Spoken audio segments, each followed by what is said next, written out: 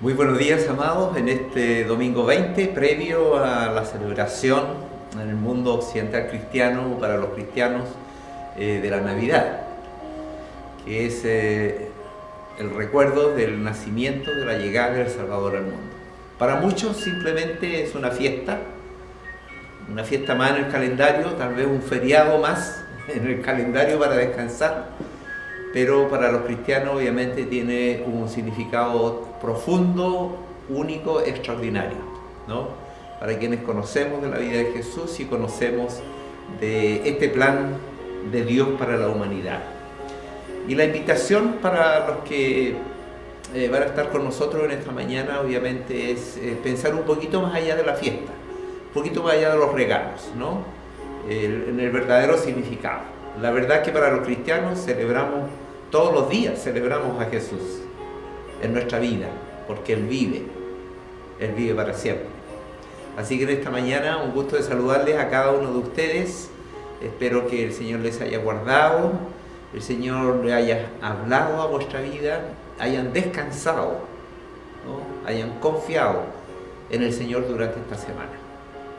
Esa es la fidelidad de Dios. Dios no muda, Dios no cambia, Dios siempre es el mismo. Él quiere estar cerca de nosotros. Nosotros somos los que a veces nos alejamos de Él. Así es que el Señor nos bendiga en esta mañana. Bueno, aquí estamos, yo estoy en Estados Unidos, en el estado de Kentucky. Para los que no me conocen, el pastor Emilio Zapata. Aquí ya hemos tenido un día con nieve, la semana pasada, y tenemos en Celsius, que se usa en Latinoamérica especialmente, hemos tenido -4, -5 grados. Así que andamos abrigaditos, no como allá en el hemisferio sur, ustedes están disfrutando del sol. Así es que antes de orar quisiera compartirle un pasaje que es una profecía del profeta Isaías, lo que la gente llama uno de los profetas mayores. En el capítulo 53, seguramente los que son lectores de la Biblia conocen esta profecía, alrededor de 700 años antes de Cristo. Una de tantas profecías que se dijeron de la venida del libertador, del Salvador. Dice así desde el versículo 4, ciertamente Él cargó con nuestras enfermedades y soportó nuestros dolores. Pero nosotros lo consideramos herido, golpeado por Dios y humillado. Él fue traspasado por nuestras rebeliones y molido por nuestras iniquidades. Sobre Él recayó el castigo, precio de nuestra paz. Y gracias a sus heridas fuimos sanados. Todos andábamos perdidos como ovejas. Cada uno seguía su propio camino, pero el Señor hizo recaer sobre Él la iniquidad de todos nosotros. Bueno, y ahí sigue más adelante, capítulo 53. Es una hermosa profecía, una figura, y de alguna manera tan preciso cuando habla, por ejemplo, que fue traspasado, ¿cierto? Fue traspasado por nuestras rebeliones. ¿Recuerdan cuando le enterraron los soldados romanos en la cruz? Bueno, Él fue traspasado justamente, y Él llevó nuestra iniquidad y todo lo que nos separaba de Dios. Él lo cargó por nosotros, por mí, por ti, y por ti también quiere hacerlo, si no lo has recibido, no has creído este mensaje de Dios. Vamos a orar antes de pasar entonces al mensaje, y les recuerdo que antes del mensaje estamos colocando un video de lo que hacemos muchas iglesias de Estados Unidos y de Canadá en este mes de diciembre, que es una ofrenda especial para las misiones, para que otras personas conozcan de este Jesús que celebramos nosotros. Hay, miles de misioneros que van a lugares difíciles, peligrosos. Entonces este es un testimonio de esos misioneros. Dura unos 5 minutos y después de eso entonces tenemos el mensaje. Vamos a orar entonces para presentar este tiempo al Señor. Amado Dios, en esta mañana una vez más nos juntamos. Gracias por el don de la vida que viene de ti. Gracias por tu cuidado, por tu misericordia con cada uno de nosotros. Señor, gracias porque tus hijos seguramente en esta semana te hemos sentido tu compañía, hemos ido a ti, Padre amado, con nuestras peticiones, con nuestras angustias, con nuestros dolores. Y gracias, Señor, porque tú siempre, siempre nos escuchas. Cuando vamos delante de ti, Señor, con reverencia y pensando, Señor, en la autoridad y en el poder tuyo. Bendito Dios, dirígenos en esta mañana al reflexionar sobre tu vida, sobre tu plan, Dios amado, a través de tu Hijo Jesús. Señor, gracias y llena nuestra vida con esta alegría del Evangelio. Te lo pido, te lo ruego en el nombre de Jesús. Amén. Vamos a ir entonces a ver este video de misiones, de misioneros en el mundo, y luego entonces vamos al mensaje de esta mañana.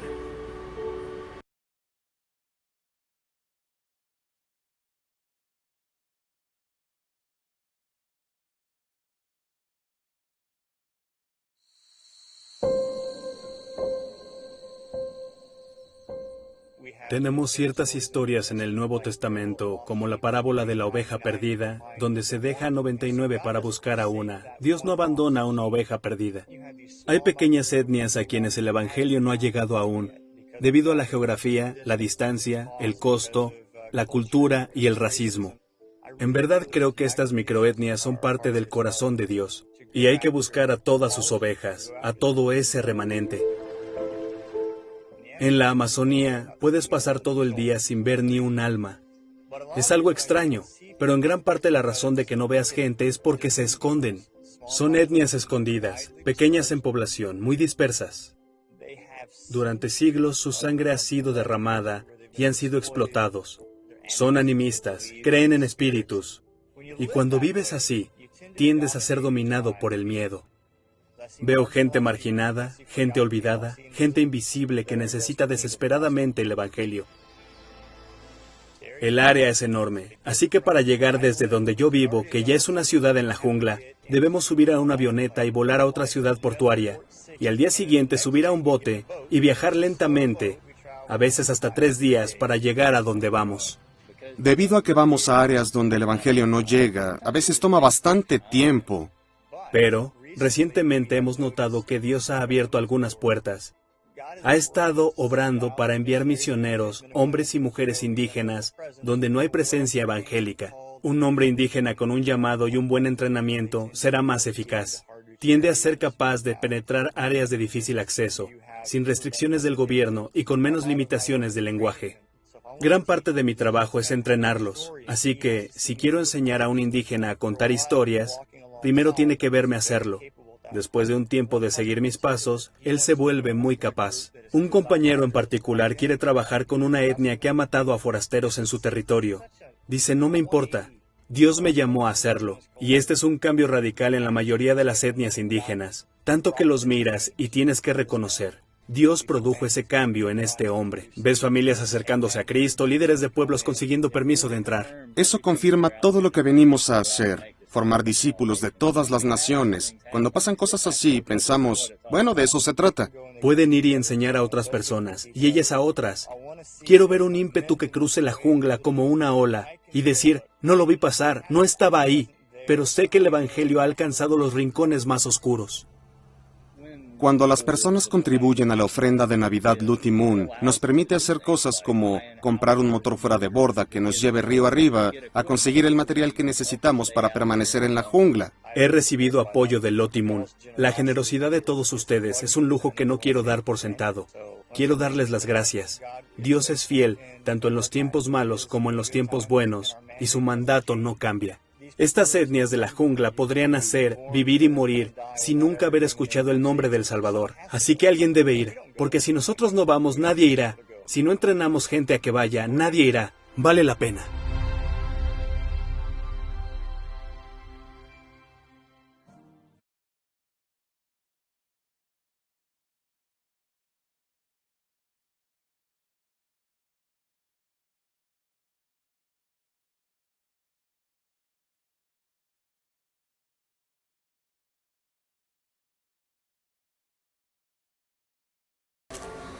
Muy bien, amados, después de escuchar este tremendo testimonio de nuestros misioneros, pido a mis hermanos que siempre estemos orando por aquellos que están en lugares lejanos, incluso peligrosos también, predicando el Evangelio.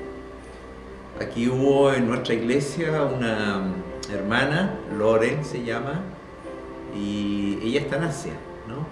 Está en Asia, allá predicando el Evangelio, especialmente trabajando con los niños, ¿no? Ella trabajó varios años aquí en nuestra iglesia. Y el Señor le llamó, un llamado especial para servir al Señor en su reino. Bueno, tenemos nosotros la responsabilidad también de apoyarla entonces, ¿no? Apoyarla para que pueda vivir y para sus necesidades. Es la razón de la ofrenda que recibimos en el mes de diciembre. Bueno, en verdad, este es un tema para mí personalmente muy apasionante, el de Jesús como persona, ¿no? A los 16 o 17 años busqué mucha información, leí, y yo invito a aquellos que son buscadores sinceros respecto de Dios y del mensaje del cristianismo en Cristo, en Jesús, en Jesucristo, en hebreo, en griego también, Cristo, de una raíz griega que significa Mesías, y Mesías es el enviado. Bueno, son distintos nombres que se le da también en la Biblia a Jesús y muchos otros. Entonces, una de las cosas que, digamos, cuando uno busca sinceramente, yo venía con raíces cristianas, obviamente, por mis padres, iba a la iglesia, cantaba, hacía muchos ritos religiosos, pero esto de tener una relación personal no lo entendía muy bien. Así que yo invito a aquellos buscadores que sigan buscando, porque al final uno debe decidirse por uno. Uno obviamente puede toda la vida andar buscando, pero eso no es lo que quiere el Dios el cual nosotros predicamos, ¿no? Aunque tú no lo entiendas bien esto, pero la Biblia dice, Dios quiere que nadie perezca, por ejemplo, y está demostrado no solo en palabra, en conocimiento, sino que también en hechos históricos concretos que Dios hizo para mostrarse y que nosotros le conociéramos. Y qué mejor Emmanuel. Y Emmanuel, que una palabra hebrea significa Dios con nosotros. Eso significa Emmanuel, Dios con nosotros. Entonces, a los buscadores sinceros yo los invito a comparar, por ejemplo, las religiones hoy día en el mundo, las más significativas. En primer lugar está el cristianismo, con alrededor de 2.400 millones de creyentes. Luego viene el Islam, ¿no? El Islam creo que tiene alrededor de 1.900 o cerca de 2.000 millones. Y luego vienen otras religiones como el budismo, el hinduismo y ahí para abajo, ¿no? En menos cantidad. Pero estas tres religiones abarcan casi el 75% de la población mundial. Entonces, ¿cómo diferenciar?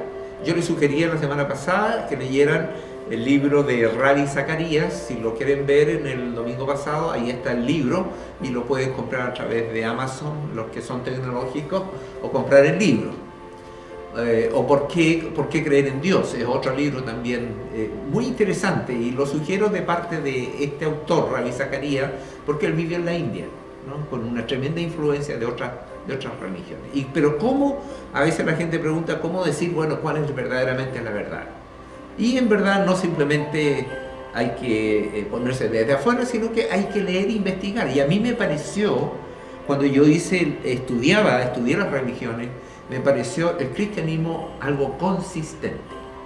Bueno, podríamos hablar mucho más de eso, mucho más en alguna oportunidad tal vez, pero déjeme leer a lo menos unos versículos que nos llevan de la historia de Jesús. Por ejemplo, déjeme leer aquí en Isaías 9:6.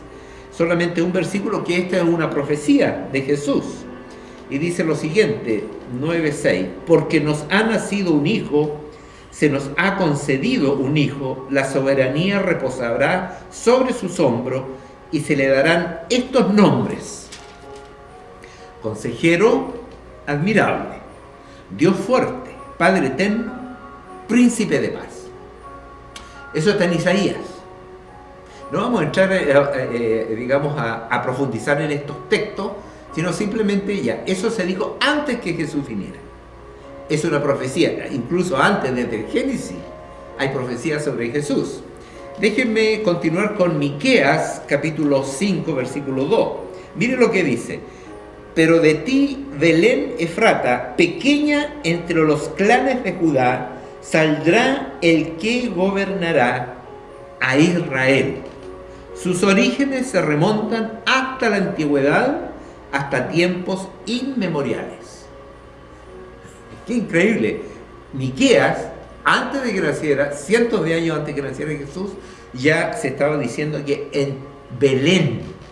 Imagínense hasta el detalle, digamos, de la predicción, dirían hoy día, o de la profecía sobre Jesús. En este caso, el lugar. Permítanme ir ahora a Lucas. A Lucas, de esa promesa del Antiguo Testamento, antes que viniera Jesús, al cumplimiento de esta promesa. Lucas capítulo 2, versículo 11. Hoy les ha nacido en la ciudad de David un Salvador que es Cristo el Señor. Y aquí mezcla en este versículo la humanidad, pero también la divinidad de Cristo. Porque recordemos, y eso es algo que creen todos los cristianos, digamos protestantes, evangélicos, católicos, ¿cierto? Es el milagro del nacimiento virginal de nuestro Señor Jesucristo. O sea, humano pero divino. Hubo una intervención divina, era especial. Esto obviamente biológica, racionalmente, no lo podemos entender. Simplemente lo creemos, ¿no? Era la manera, obviamente, en que Dios estaba cumpliendo su promesa de conectarse con la humanidad. Hoy les ha nacido en la ciudad de David un Salvador, liberador. ¿De qué? Eso lo hablamos el domingo pasado. Si alguien quiere, ¿por qué necesitamos un Salvador? Predicamos el domingo pasado. Un Salvador que es Cristo el Señor, que es Cristo, que es el Mesías, el enviado de Dios, y que es Señor, el que manda, ¿no? El que manda. Eso está en Lucas, y permítame ahora ir aquí a Juan capítulo 1, versículos 29 y 30. Dice lo siguiente. Al día siguiente Juan, al que se le llama Juan el Bautista, o Juan el que bautizaba, de ahí viene la palabra bautista, vino a Jesús, que se acercaba a él y le dijo: he aquí tienen el Cordero de Dios que quita el pecado del mundo. De este hablaba yo cuando dije: después de mí viene un hombre que es superior a mí, porque existía antes que yo. Bueno, ahí está obviamente cuando Juan el Bautista introduce al ministerio público a Jesús. Y permítame ahí en Mateo capítulo 28, versículos 5 y 6. Esta es una historia que ustedes han escuchado alguna vez. Recuerdan sobre la resurrección de Jesús.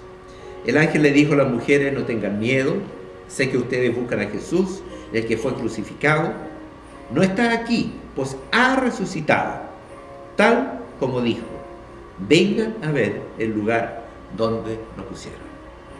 Y esta es la conclusión con estos 5 versículos. De alguna manera, lo que quiero resumidamente describir de cómo antes de que viniera el cumplimiento y cómo concluyó el ministerio de Jesús, lo sabemos también, ¿no? Está en la Biblia, y de cuando Él murió, pero que es la corona de esta historia es la resurrección de Jesús. Por lo tanto, nosotros seguimos ¿a quién? Seguimos a un Dios vivo. No es uno que está como Buda o como Mahoma, que en verdad ellos no se creían Dios, pero eran profetas, excepto Mahoma, que dicen que ascendió al cielo. Bueno, pero ellos están en su tumba todavía. Sin embargo, en Jesús tenemos una tumba vacía. Y ustedes pueden leer no solo la Biblia, sino que hay otros libros, como el historiador del primer siglo, Josefo, y otros más, que describen justamente la historia del cristianismo. ¿no? Entonces, la historia del cristianismo, la historia de Jesús, tiene no solamente un sustento de tipo intelectual, sino también tiene, digámoslo así, racional, ¿no? Histórico, arqueológico, etcétera, etcétera. Y todo eso, a mis 16 o 17 años, la historia del cristianismo me dio a mi mente, a mi corazón y a mi espíritu una idea de un plan tan hermoso, ¿no? Tan consistente en el tiempo, a través del tiempo. O sea, Jesús no fue un aparecido que dijo de la noche a la mañana, aquí yo soy un profeta. No, fue anunciado, fue preparado, o sea, tiene como Dios lo hace, ¿no? Todo ordenado, maravilloso para nosotros. Y déjeme ahora entonces solamente mencionar 4 cosas que hacen la diferencia respecto a otros, digamos, profetas que el mundo ha conocido. Podríamos mencionar, compararlo, como lo dije antes, con Buda, con Mahoma, ¿no? Que son religiones también importantes, y no estoy peleando ni ofendiéndolas a esas. Tienen cosas muy bonitas de meditación, pero tienen el sustento, la sustancia para yo relacionarme personalmente con Dios. Entonces, lo que hace distintivo, lo que hace singular, en verdad, la persona de Jesucristo, porque nosotros en Él creemos y por Él somos salvos, a mí no me va a salvar el hecho de que yo haga cosas buenas. Yo hago cosas buenas o me porto bien, digámoslo de esa manera, no para alcanzar el favor de Dios o alcanzar mi salvación. Es al revés, ¿no? Porque Dios me ha transformado, entonces yo hago cosas buenas y me comporto como Él quiere. Pero la salvación, ¿quién me la da? No me da lo que yo hago, sino el 100% lo hizo Cristo cuando Él pagó por mí la deuda de desobediencia que yo tenía con Dios. Muy bien, lo primero entonces es que obviamente yo voy a hablar desde un lugar conocido, ¿no? Yo soy el interesado, yo soy cristiano. Pero una de las cosas que dijo Jesús, dijo, Él reclamó ser Dios. Él reclamó ser Dios. Y obviamente por eso a Él muchas veces lo llamaron blasfemo. Y de alguna manera por ese mismo motivo los judíos, que fueron los judíos y los romanos que lo llevaron a la cruz, pero los judíos también aportaron, entre comillas, argumentos para que Cristo fuera a la cruz. ¿Y cuál era? Que había blasfemado. Vale decir, Él se había atribuido algo que solamente para los judíos era atribuible a Dios, como era, por ejemplo, perdonar pecados. Entonces, verdaderamente para los judíos eso es blasfemia, ¿no? Es atribuirse algo que pertenece a Dios. Ahora, si Jesús lo dijo, Jesús no solamente lo dijo, sino que lo corroboró con sus propios hechos. Y Él estuvo dispuesto a sustentarlo, no solo Él, sino también sus discípulos. O sea, ¿Él fue el más grande mentiroso o verdaderamente fue el Hijo de Dios? Yo no estoy dispuesto a seguir a alguien, a seguir una mentira. Y de esto podríamos dar muchos argumentos, pero por el tiempo obviamente simplemente lo menciono. Por ejemplo, aquí en Juan capítulo 14, permítame leerle un poquito, que es muy ilustrativo. El libro de Juan nos habla verdaderamente de quién era Jesús. Mateo, Marco y Lucas nos hablan de lo que hizo Jesús, los hechos. Aquí en la tierra, fue para allá, predicó, habló, sanó, ¿cierto? Etcétera. Pero Juan nos habla de un punto de vista más teológico y nos dice quién era en esencia Jesús. Y dice aquí, déjenme leer una parte, es muy lindo, Juan capítulo 14. Dice, dijo entonces Tomás, Señor, no sabemos a dónde vas. Así que, esto es cuando Jesús, en Juan capítulo 14, está consolando a sus discípulos, porque ya le está hablando de que Él debe ir a la cruz, ¿no? Dice, Señor, no sabemos a dónde vas, así que ¿cómo podemos conocer el camino? Y Jesús le dice, yo soy, dice, el camino, la verdad y la vida, le respondió Jesús. Nadie llega al Padre sino por mí. Si ustedes realmente me conocieran, conocerían también a mi Padre. Vale decir, si ustedes me están viendo a mí, están viendo a Dios también. Y ya desde este momento lo conocen, y lo han visto. Estas son palabras de Jesús, Juan capítulo 14, versículo 8. Señor, dijo Felipe, muéstranos al Padre y con esto nos basta. Porque Jesús siempre decía, yo vengo de parte de mi Padre a hacer su voluntad. Y lo hizo en obediencia hasta la cruz. Eso lo sabemos nosotros. Versículo 9 del capítulo 14 dice, pero Felipe, tanto tiempo, Jesús le dice a Felipe, tanto tiempo llevo ya entre ustedes y todavía no me conoces. El que me ha visto a mí, ha visto al Padre. ¿Cómo puedes decirme, muéstranos al Padre? ¿Acaso no crees que yo estoy en el Padre y que el Padre está en mí? La palabra que yo les comunico no las hablo como cosa mía, sino que es el Padre que está en mí el que realiza sus obras. Créanme cuando les digo que yo estoy en el Padre y que el Padre está en mí. O al menos créanme por las obras mismas.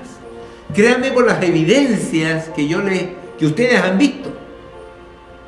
Que yo soy el enviado, soy alguien especial. No soy un hombre cualquiera. Soy Dios mismo y ustedes lo pueden ver.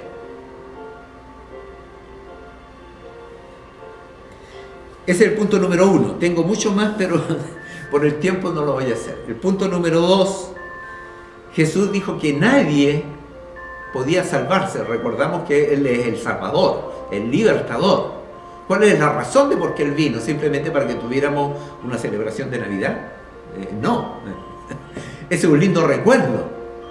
Pero Jesús vino a salvar al mundo para que el hombre se reconciliara con Dios y volvamos a esa comunión con nuestro Creador. No solo mientras vivamos, sino por la eternidad. Nosotros creemos en la inmortalidad de nuestra alma. Ustedes saben que hay otras religiones que creen, por ejemplo, en la reencarnación. Si tú eres cristiano, no puedes creer en la reencarnación. La Biblia no habla de reencarnación, habla de resurrección. Y cuando habla de resurrección para la eternidad, yo no cambio de identidad. Yo voy a seguir siendo Emilio.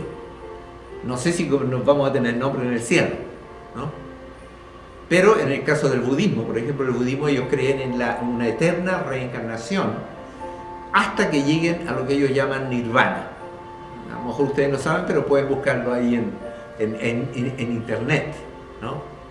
Entonces ellos hacen esfuerzos a objeto de poder llegar a un estado espiritual tal de perfección. ¿Pero para qué?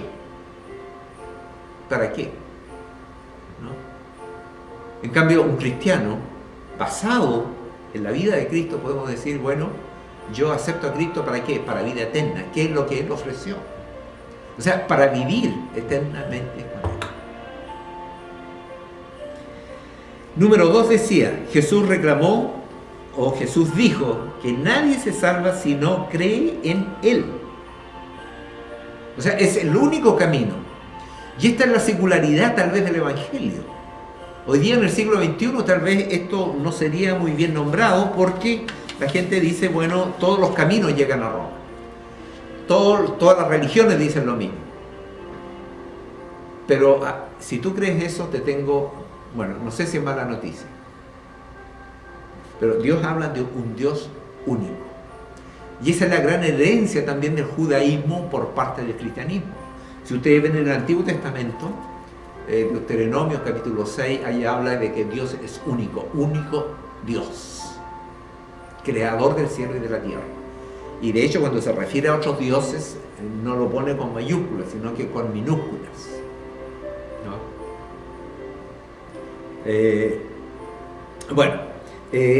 Sigamos.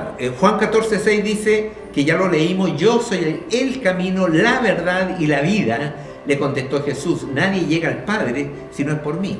Juan 14:6. Entonces, no habla Jesús aquí, dice, yo soy un camino, yo soy una verdad, sino que habla de Él. Y esto, ustedes saben, en el Nuevo Testamento se escribió en griego. Y esto, cuando dice el camino, ¿cierto? Yo soy la verdad, es enfático, o sea, es determinativo. Entonces no está dando una opción. Cuando dice Jesús en otro lugar, en Juan también dice, yo soy la puerta, por ejemplo, ¿no? No está diciendo yo soy una puerta. Aquí en esta sala tengo una, dos, tengo tres puertas, ¿cierto? Y yo tengo, tres opciones para salir en este caso. Pero si estoy al otro lado tendría tres opciones para entrar. En el caso de la salvación, obviamente el hombre tiene una sola opción, van a decir una sola puerta. Yo soy la puerta, dice Jesús. El que entra por esa puerta, cenará conmigo, ¿cierto? Y tendremos comunión. Yo seré, ¿cierto? Yo seré su Salvador, tú serás hijo de Dios. En la promesa de Dios. Ahora, en los tiempos de Jesús, naturalmente, esta fue una de las declaraciones más atrevidas que Jesús hizo, cuando dijo, yo soy el único camino al Padre. Y los judíos que se apegaban al Antiguo Testamento y no creían en este Jesús que había venido a la tierra, obviamente se fueron en contra de él. Y en la Biblia encontramos una serie de discusiones tremendas que tuvo Jesús, especialmente con religiosos que creían en el mismo Dios, fíjense, pero que ellos se habían quedado obviamente en la ley del Antiguo Testamento. No estoy despreciando la ley del Antiguo Testamento, ¿no? Cuidado, sino que es dentro de la manera como Dios se fue revelando, fue un paso necesario, formó un pueblo, etcétera, etcétera, pero llegó al cumplimiento de la promesa que era Jesús. Entonces, llegar a creer en Él debe ser una decisión, obviamente, de tipo personal. No podemos hablar, podemos decirlo, Jesús es el Salvador del mundo. Pero Jesús cada vez estaba reclamando una decisión personal, de cada persona. Bueno, ¿qué dices tú? ¿Qué decisión? La mujer adúltera, otras mujeres que sanó el Señor, otros hombres con los cuales se relacionó y que le buscaban, algunos tenían dudas, verdaderamente tú eres el Mesías, tú eres tú eres el enviado, y Jesús lo fue demostrando, ¿no? Lo fue demostrando no solo con sus palabras, sino con su poder. Con su poder, digamos que lo demostró en muchos milagros, especialmente, en Mateo, Marcos, Lucas y Juan, ahí encontramos muchos. Ahora, número 3, ya dijimos entonces que Jesús dijo ser Dios. Esa es la primera afirmación que no la puede hacer obviamente en ninguna otra religión. Jesús dijo ser Dios. En segundo lugar, Jesús dijo que nadie se salva, Él es el Salvador, si no es por medio de Él.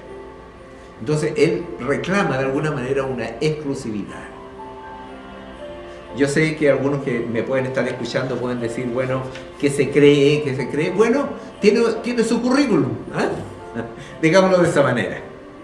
Y yo te aliento a que lo investigues, a que lo busques, a que compares con una mente abierta. Yo lo hice de esa manera. Hoy obviamente, ¿por qué? Porque no todo puede ser verdad. Por muy sincero que tú seas en lo que crees. Yo puedo estar sinceramente equivocado, ¿cierto?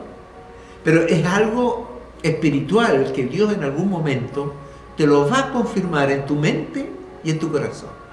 Yo te pido simplemente, si tú no crees en Cristo como que es el Salvador, el enviado de Dios, que simplemente mantenga tu mente abierta. Número 3. Jesús estuvo dispuesto a morir también por lo que Él creía. Ahora, una pregunta tan sencilla, ¿tú estarías dispuesto a morir por una mentira? ¿O tú estarías dispuesto a defender algo que tú sabes que es mentira y que es engañoso? Obviamente que no. Obviamente que no. Y a través de la historia, amados, hay tantos cristianos que dieron su vida por defender hasta el día de hoy. Ustedes saben que este movimiento extremista musulmán, ISIS, seguramente ustedes han escuchado mucho que está, todavía queda algo de ellos, me parece, pero sustancialmente fueron eliminados.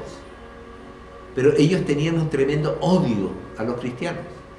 Y muchos cristianos no negaron su fe de creer en Jesús a costa de su muerte. Los mataron. Y eso no es que yo lo esté inventando, es cosa de leer todas las noticias o todos los informes, digamos, que han habido de las masacres que hicieron sobre aquellos, especialmente cristianos. Entonces, cuando uno cree en Cristo, en verdad, como decía Pablo, en verdad ya casi nada de lo que tengo a mi alrededor vale. Lo más importante es porque en Cristo yo tengo salvación. No solo por la eternidad, sino también Él me ayuda a vivir aquí en la tierra de una manera diferente. Pero los cristianos debemos vivir con los pies puestos en la tierra, ¿cierto? Pero siempre, siempre mirando en la eternidad. Somos pasajeros. Bueno, número 3. Él estuvo, dijimos, dispuesto entonces a morir por lo que Él creía, por lo que Él era, y sus discípulos también. Ustedes recuerdan que Jesús cuando resucitó, o cuando fue entregado, ¿no?, para ser enjuiciado, sus discípulos arrancaron. Tenían miedo, humanamente tenían miedo, aun cuando muchas veces vieron el poder de Jesús. Tantas veces que lo vieron y Jesús le dijo, no tengan miedo. En verdad Dios nos conoce, ¿no? Dios sabe de nuestros temores. Y resulta que después ¿qué hizo que estos hombres que en algún momento tenían tanto miedo y arrancaron cuando Jesús fue crucificado? ¿Qué hizo que después de la resurrección de Cristo, estos hombres tomaran fuerza y casi todos, ¿cierto?, fueron muertos y dieron su vida por mantener su fe en Cristo Jesús? Sería ridículo, sería loco que estos hombres, habiendo visto a Jesús crucificado, y después resulta que se ponen a predicar con toda la valentía que encontramos los relatos, especialmente en el libro de Hechos, por ejemplo, de cómo estos discípulos hablaban especialmente de la resurrección de Cristo. Vale decir, todo lo que Jesús había dicho lo habían cumplido, y ellos dijeron, Cristo es digno de creerle a Él, porque todo lo que dijo, todo lo que hizo, se corrobora ahora con el sello de la resurrección. Entonces, ya llevamos 3 y termino con el número 4. En primer lugar dijimos que Jesús reclamó ser Dios, un enviado de Dios. Número 2, que solamente podemos encontrar la salvación mediante Él.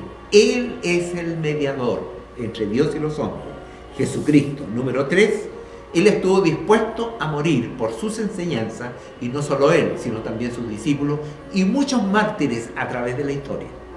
El primero de ellos fue Esteban, ahí en el libro de los Hechos. Pueden leer esa historia muy linda. Y número 4, Jesús resucitó. Fíjense, déjenme leer solamente un versículo. Hay muchos en la Biblia que hablan de la resurrección de nuestro Señor Jesucristo. 1 Corintios capítulo 15, versículo 14. Mire lo que dice: y si Cristo no ha resucitado, nuestra predicación no sirve para nada, como tampoco la fe de ustedes.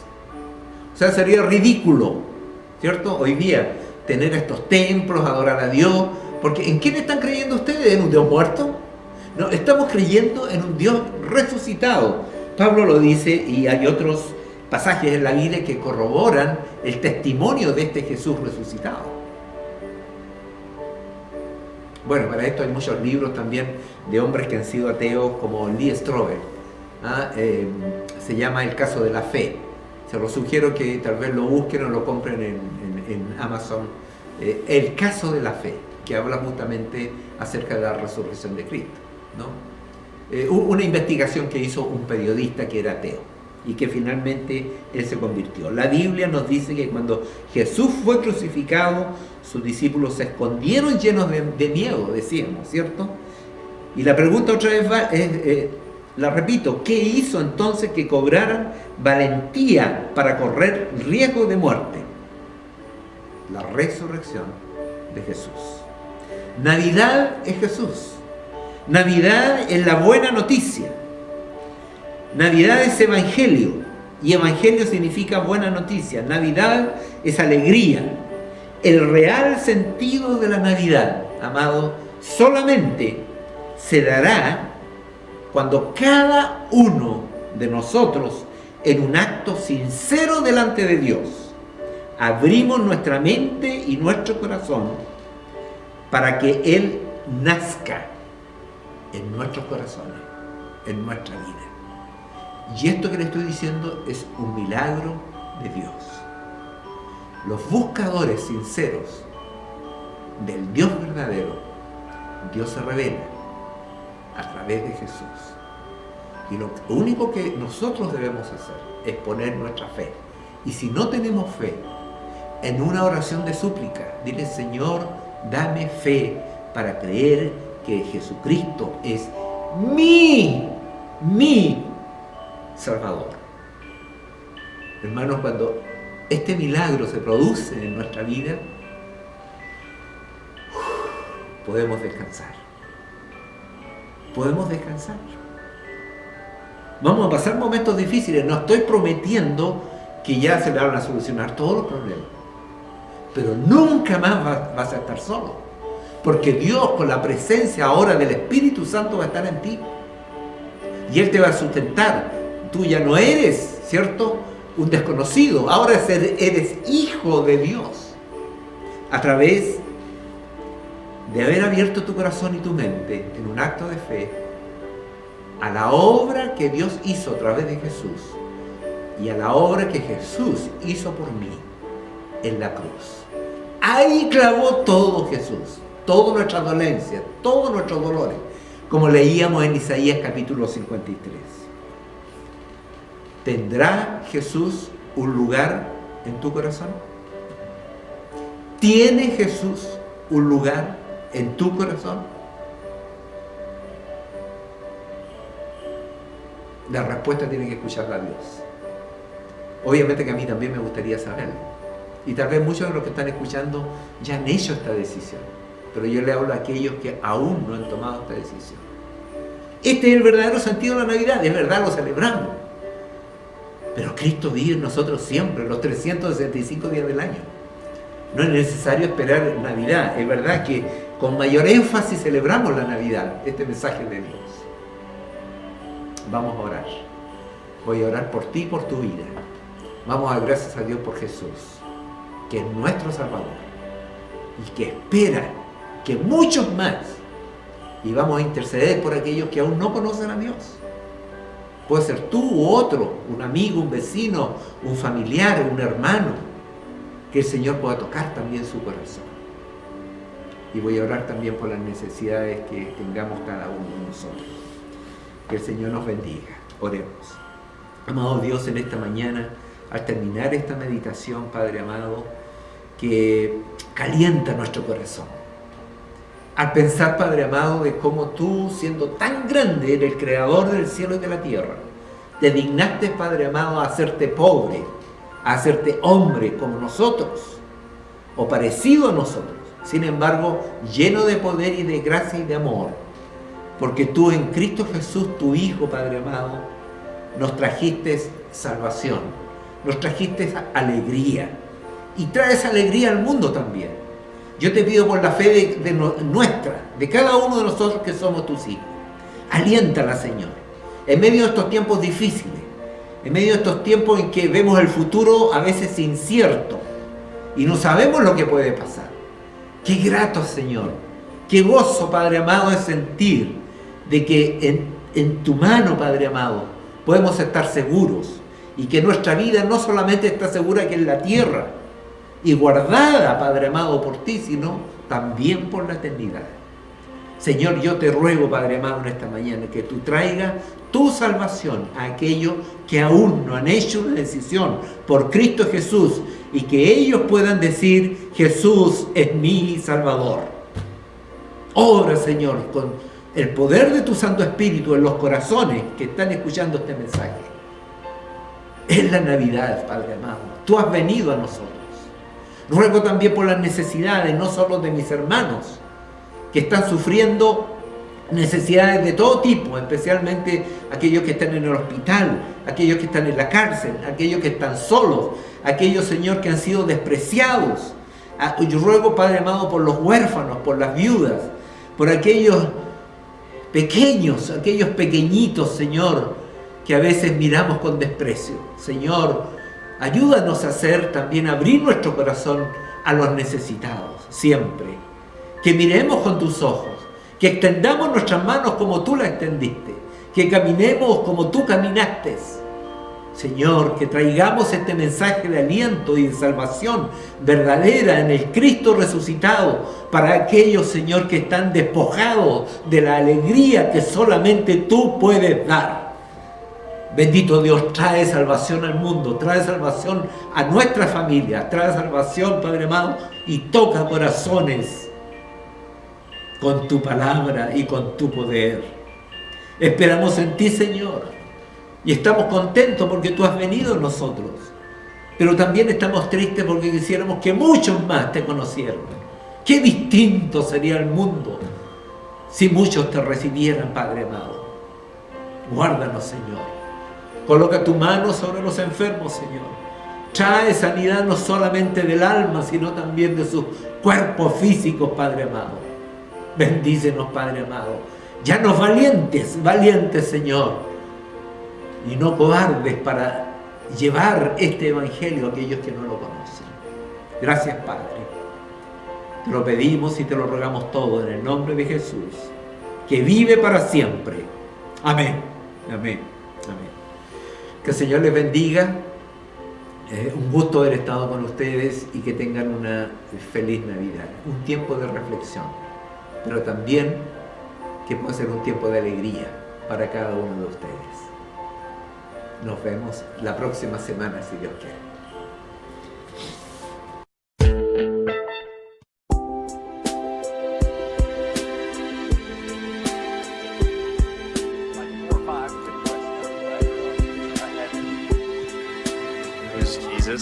He was born and he became this prophet for eventually what would become Christianity. And then at the age of 32, he died at the cross, and it's 3 days later he was resurrected. I don't really have an opinion on Jesus. I believe that religion was just created to control the masses, really. Jesus is our Lord and Savior that died on the cross for us, for our sins. Jesus is a person that existed that continues to enrich the lives of people every day. Jesus is God's son, and he was sent to save our sins. I think he is a pretty cool guy. He had a peaceful philosophy. I think he's misinterpreted by a lot of people. He's the savior of this world. I don't know, because I don't really believe in him, so I don't really think anything of him. He could have been a real person. I'm sure he was. I'm sure he was just, good at what he did or something. I feel that Jesus is a modern-day scapegoat. Jesus is God, I think. Mm-hmm. Yeah, I just learned that. Jesus was a man, from what I figure.